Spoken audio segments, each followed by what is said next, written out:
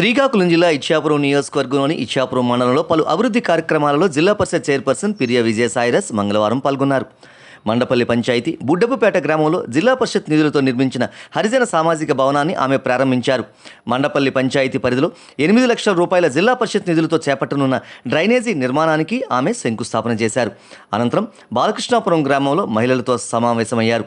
ఈ సందర్భంగా ఆమె మాట్లాడుతూ సీఎం వైఎస్ జగన్మోహన్ రెడ్డి తన పాలనలో మహిళాభివృద్ధి కోసం ఎన్నో సంక్షేమ పథకాలు ప్రవేశపెట్టారని, అన్ని రంగాలలో మహిళలు స్వయం శక్తి సాధించే విధంగా తోడ్పాటును అందించారని అన్నారు.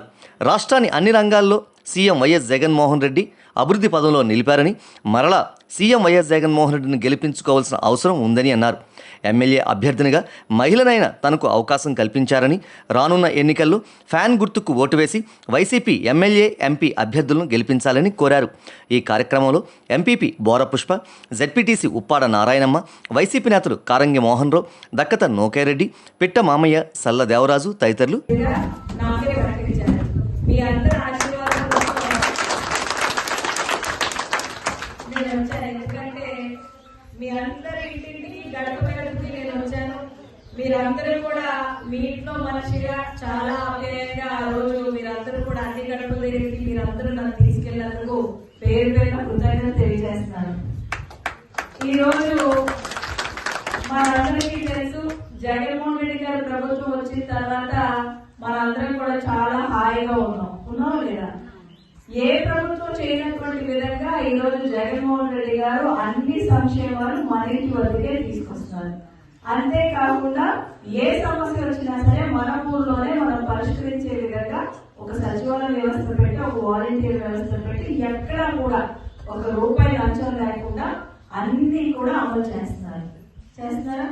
ఈ రోజు మన పిల్లల భవిష్యత్తు ఒక సొంత మేనమామలాగా బాధ్యత తీసుకొని పిల్లలందరికీ కూడా ఇంగ్లీష్ మీడియం చేసి వాళ్ళకి నాణ్యమైన భోజనం నుంచి, యూనిఫామ్ల నుంచి, బ్యాగుల నుంచి, షూస్ నుంచి, ట్యాబ్స్ వరకు అన్ని ఇస్తున్నారు. ఇస్తూ తల్లికి పిల్లలు పంపించడానికి ప్రోత్సహించే విధంగా అమ్మఒడి అనే పథకాన్ని మన అకౌంట్లో వేస్తున్నారు. ఈ రోజు పిల్లలు నిజంగా చదువుకొని రేపొద్దున వాళ్ళ కాళ్ళ మీద వాళ్ళు నిలబడితే రేపొద్దున మన కుటుంబాల్లోని మన స్థితిగతులు మారుతాయి అని చెప్పి భావితరాల కోసం ముందు చూపుతోని పిల్లల భవిష్యత్తు కోసం ఇంత చక్కగా ఆయన స్కూల్స్ అన్నింటినీ కూడా నాడు నేడు పెట్టి చాలా చక్కగా ఇవాళ అభివృద్ధి చేశారు.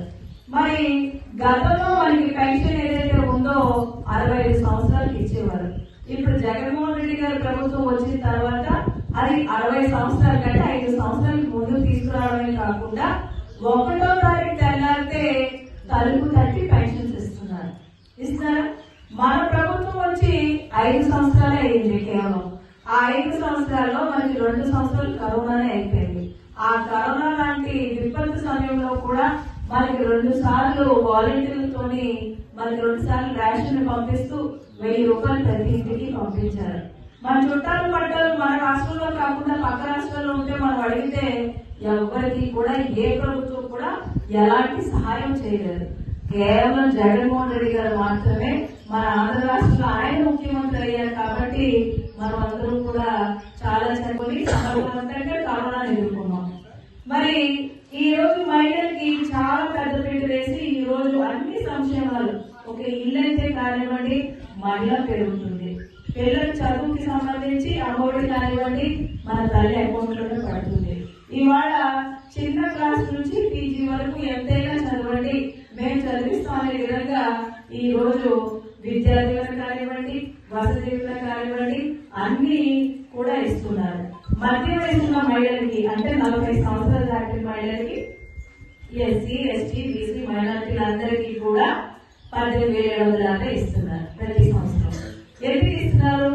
మన కాళ్ళ మీద మనం నిలబడాలి. ఒకరి మీద ఆధారపడకుండా, భర్త చూసినా చూడకపోయినా, పుట్టింటోళ్ళు ఆదరించకపోయినా మీరు సొంతంగా మీరు నిలబడండి అనే విధంగా ఈ రోజు జగన్మోహన్ రెడ్డి గారు మహిళలందరికీ కూడా ప్రోత్సహిస్తున్నారు.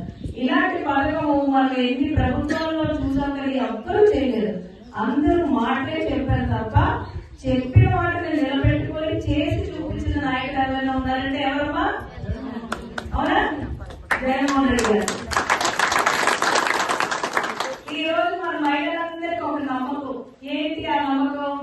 ఏదో ఒక విధంగా ఏ కష్టం వచ్చినా ఏదో ఒక రూపంలో ఏదో ఒక పథకం పేరుతో మన ఇంటికి సంక్షేమం వచ్చేస్తుంది, మనం చక్కగా వెళ్ళిపోవచ్చు అన్న నమ్మకం ఈరోజు జగన్మోహన్ రెడ్డి గారు కల్పించారు.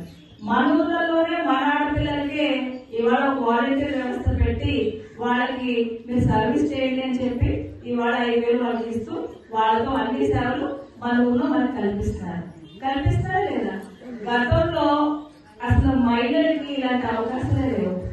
ఒకప్పుడుతో పోలిస్తే మనం చిన్నదైనా సరే మన మహిళలకి మనకు తెలియకుండానే ఇవాళ ఇది సంక్షేమం ఇస్తుంటే మన ఆలోచించే విధానంలో కానీ మనం ఏదైనా చేయగలమన్న విధానంలో కానీ మన సొంత నిర్ణయం తీసుకునే విధానంలో కానీ గతంతో పోలిస్తే మనలో అందరిలో మార్పు వచ్చింది.